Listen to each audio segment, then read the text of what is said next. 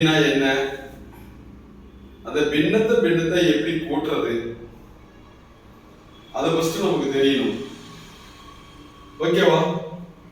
பகுதி அப்படின்னா என்ன, தொகுதி அப்படின்னா என்ன, பின்னம். இப்ப 3/8 பிளஸ் 5/8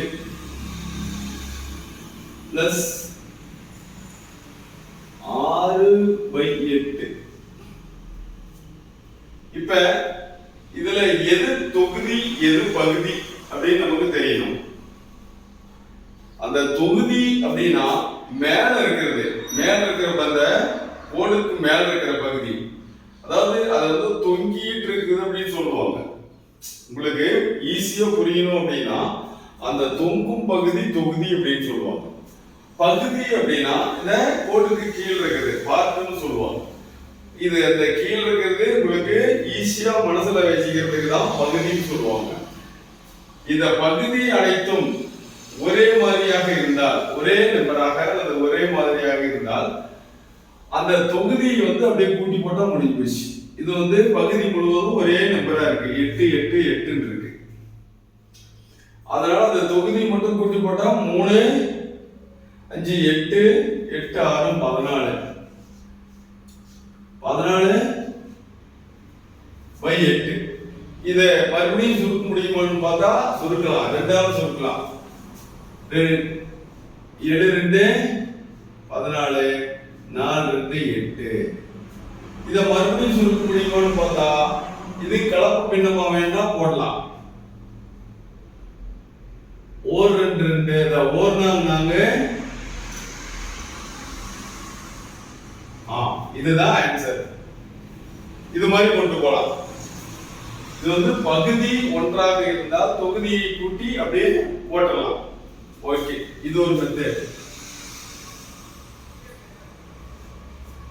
அதுக்கு அடுத்து பகுதி வந்து 8/4 6/5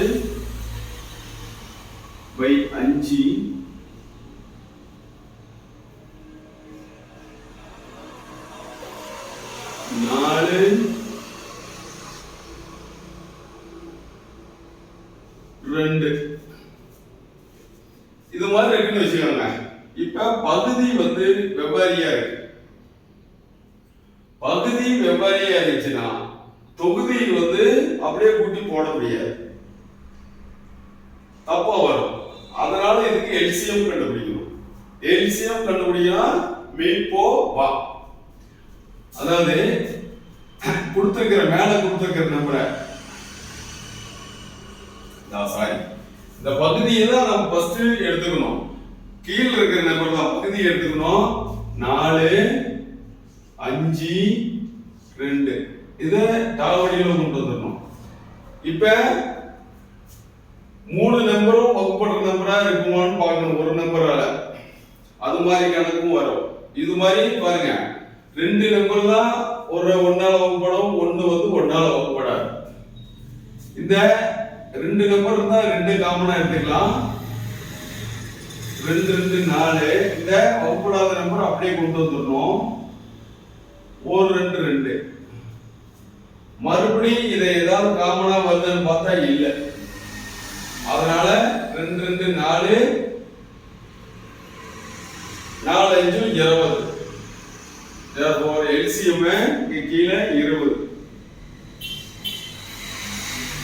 இப்ப இது மாதிரி கொண்டு வந்த பின்னாடி கீழே 4 5 20 உங்களுக்கு தெரியும் போது நான் போடுறேன். நீங்களும் அதே மாதிரி 4 5 20 8 5 40. இங்க கீழே 4. அதே 4 கீழே எந்த நம்பரால பெருக்கினா இது வருதோ அதே நம்பரால மேல பெருக்கணும். 24.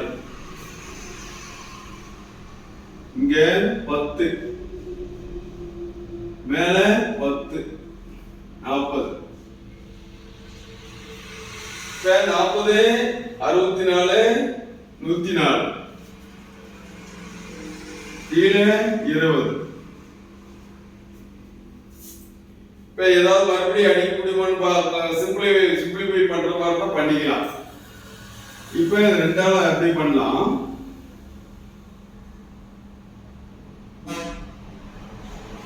10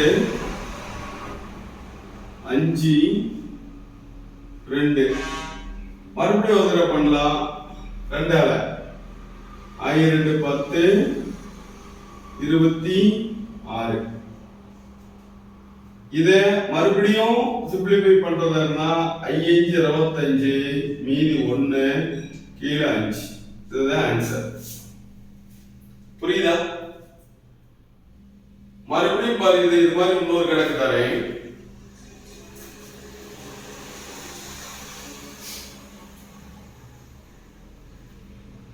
ரெண்டு பை 4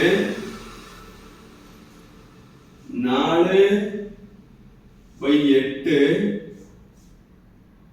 6 பை 12. இது மாதிரி ஒரு நம்பர் கொடுத்துட்டான்னு வச்சுக்கோங்க. இது எல்லாமே வேரியேஷனா தான் இருக்கு. இந்த 3 நம்பர்ல ஏதாவது ஒரு நம்பர் எடுத்து காமனா இருந்துச்சுன்னா, பெரிய நம்பரா இருந்துச்சுன்னா, இது ரெண்டாலும் வகுப்பட்டுச்சுன்னா அதையே எடுத்துக்கலாம். ஆனா இது வகுப்படாது, அதனால எல்சிஎம் தான் எடுக்கணும். எல்சிஎம் எடுத்தா கீழே பகுதிக்கு தான் எல்சிஎம் எடுக்கணும். பகுதின்னா 4 8 12.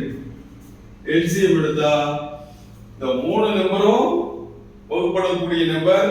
சின்ன நம்பர் எடுத்துக்கணும். இது 2 2 2 4 4 2 8 6 2 12.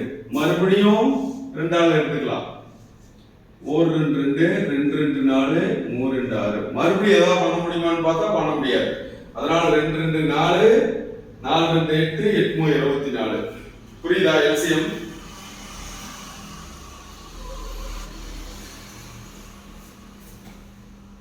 இப்ப கீழே 6ஆல பெருக்கி இருக்கும், மேலேயும் அதே 6 12.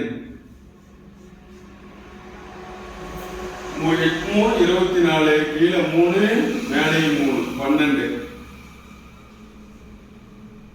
இங்க 2 மேலேயும் 2 12.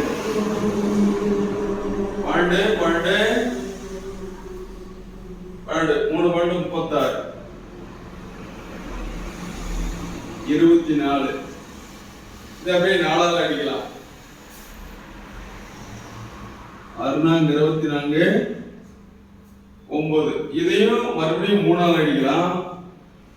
3 9 2 6. இது மறுபடியும் அடிச்சோம்னா 1 2 2 மேல 1 கீழே 6. புரியுதா? இந்த 3 சம்மு ஃபர்ஸ்ட் பாத்துக்காங்க. உங்களுக்கு அடுத்தது அடுத்த வீடியோல போடுறோம். தேங்க்யூ.